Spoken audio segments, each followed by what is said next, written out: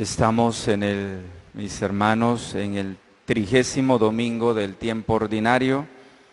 Estamos ya en la recta final del tiempo ordinario para terminar el año litúrgico y comenzar el nuevo año litúrgico con el tiempo de Adviento. Estamos al final de este tiempo ordinario.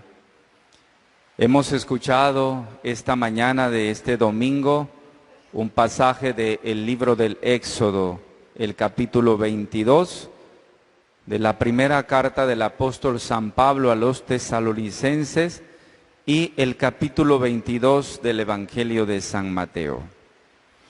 Una mirada esta mañana sobre el Evangelio con una cierta matices de los primeros textos. El Evangelio de hoy nos recuerda que toda la ley divina se resume en el amor a Dios y al prójimo. El Evangelio de San Mateo nos relata que algunos fariseos se pusieron de acuerdo para poner a prueba a Jesús. Uno de ellos, es decir, un doctor de la ley, le hizo esta pregunta: Maestro, ¿cuál es el mandamiento principal de la ley? Y Jesús, citando el libro del Antiguo Testamento, el Deuteronomio, le dijo: amarás al Señor tu Dios con todo tu corazón, con toda tu alma y con toda tu mente. Este mandamiento es el principal y primero. ¿Hubiese Jesús podido detenerse aquí, quizá? En cambio, Jesús, a la pregunta del maestro de la ley, ha agregado algo que no le había preguntado el doctor de la ley. Le dijo: el segundo es semejante a él: amarás a tu prójimo como a ti mismo. Este segundo mandamiento que Jesús ha inventado, en realidad no lo ha inventado Él. El mandamiento que acaba de agregar a la respuesta de la pregunta del maestro de la ley es tomada del libro del Levítico.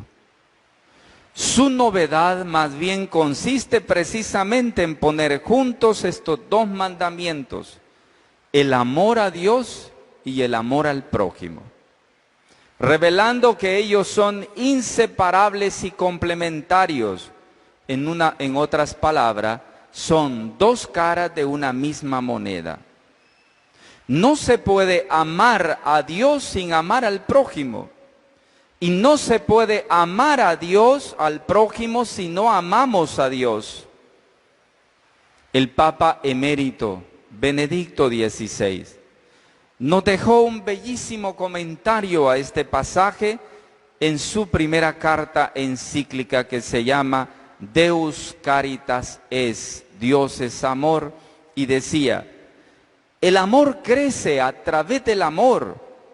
El amor es divino porque proviene de Dios y a Dios nos une, y mediante este proceso unificador nos transforma en un nosotros que supera nuestras divisiones y nos convierte en una sola cosa, hasta que al final Dios sea todo para todos, nos recordaba el Papa emérito. En efecto, el signo visible que el cristiano puede mostrar para testimoniar al mundo y a los demás, a su familia, es el amor de Dios y el amor a los hermanos. El mandamiento del amor a Dios y al prójimo es el primero, no porque está en la cima de la lista de los mandamientos, sino porque Jesús lo ha puesto verdaderamente en el vértice, es decir, en el centro. Porque en el corazón desde el cual todo debe partir y al cual todo debe regresar es precisamente el amor a Dios y al prójimo. Este mandamiento es el centro de la vida cristiana. Por eso ya en el Antiguo Testamento la exigencia de ser santos a imagen de Dios que es santo, comprendía también el deber primero de hacerse cargo de las personas más débiles, como el extranjero, el huérfano y la viuda, como hemos escuchado en el libro del Éxodo ahora. Jesús nos conduce hacia su realización en esta ley, en esta alianza. Él une en sí mismo, en su carne, la divinidad y la humanidad al mismo tiempo. Es un único misterio de amor. Ahora, mis hermanos, a la luz de estas palabras de Jesús, el amor es la medida de la fe y la fe es el alma del amor. Significa que si no amamos, no tenemos fe. Y si no tenemos fe, no hay alma en nosotros. Ya no podemos separar la vida religiosa y la vida de la piedad al servicio de los demás. Es decir, afirmar que nosotros amamos a Dios, pero nos olvidamos de los demás, de las necesidades múltiples de los otros, y somos egoístamente, vivimos nuestra vida con actitud egoísta, solo viéndonos a nosotros mismos. Nos creemos el sol y todo debe girar alrededor de nosotros. Hemos olvidado lo más esencial. Hemos olvidado que lo más importante es amar y ser amados. Es decir, amar a los otros, salirnos de nosotros mismos. Por lo tanto, ya no podemos dividir la oración, es decir, la vida espiritual, el encuentro con Dios en los sacramentos, la escucha del otro, de la proximidad a su vida, especialmente de sus heridas. No se puede dividir la vida espiritual de la vida comunitaria, de la vida de los otros, del encuentro con los otros y muy por sobre todo de las necesidades de los demás. Recuerden esto, el amor es la medida de la fe. ¿Cuánto amas? ¿Cuánta fe tienes? ¿Cuánta fe tiene? ¿Cuánto amas?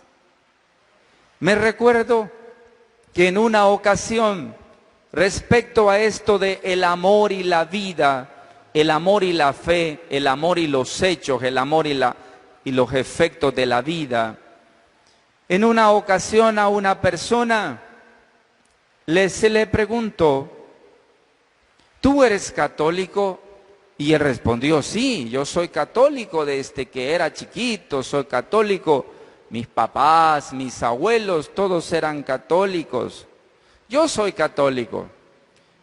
Y se le preguntó entonces, ¿tú vas a misa todos los domingos?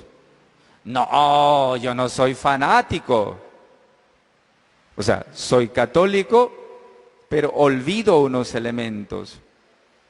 ¿Tú ayudas a los otros? No, como te digo, no soy fanático. Esa disociación entre la fe y la vida, entre lo que creo y lo que hago, es de los pecados más graves que existen hoy en la sociedad. Separar la fe y la vida. Es decir que amo a Dios, decir que amo lo que hago, pero luego separarme, distanciarme del principio del amor, tanto a Dios como al prójimo. Eso precisamente es de los pecados tal vez más graves que ahora vivimos. ¿Cuánto amas tú? ¿Cuánto amo yo? Cada uno se da la respuesta. ¿Cómo es tu fe? Mi fe es como yo amo. Si tú amas mucho, tu fe es grande. Pero si tú no amas nada, tu fe es nada.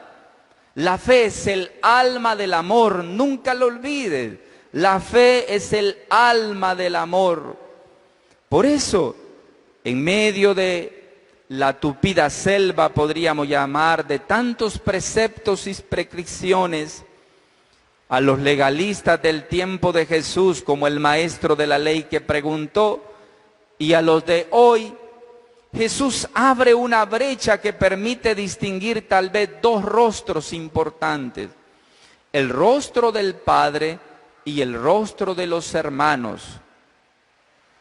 No nos entrega el Señor dos fórmulas o dos preceptos.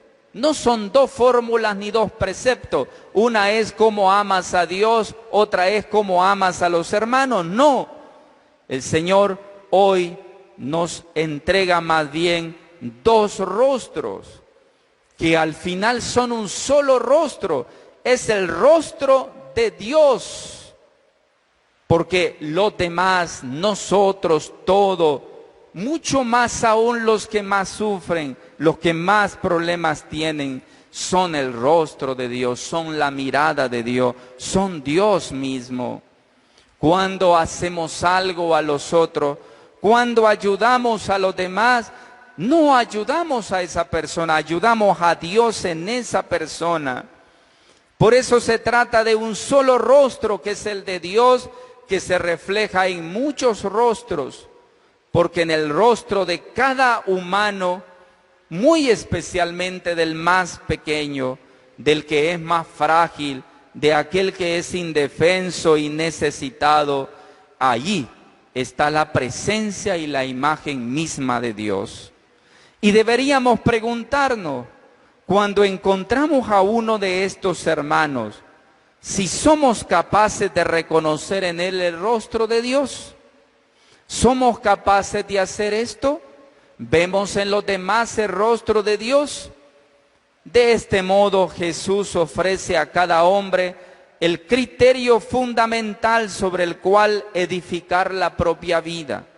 Pero Él, sobre todo, nos donó el Espíritu Santo y nos permite amar a Dios y al prójimo como Él, con un corazón libre y generoso.